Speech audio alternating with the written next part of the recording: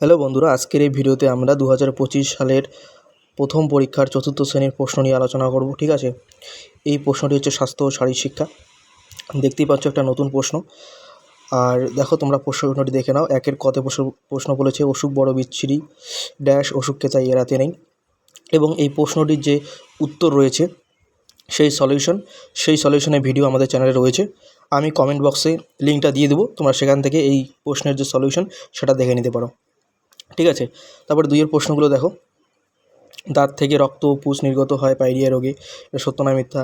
তারপর হলো ত্বকের দুটি রোগের নাম, আয়োডিন কেন দরকার হয়, ডায়রিয়া রোগীকে প্রথমে পানীয় জলে কী খাওয়াতে হবে, পুষ্টির অভাবে কী কী রোগ হয়। এই প্রশ্নগুলোর যে উত্তর রয়েছে সেই উত্তর কিন্তু আমি ভিডিওতে দিয়ে দিয়েছি অলরেডি।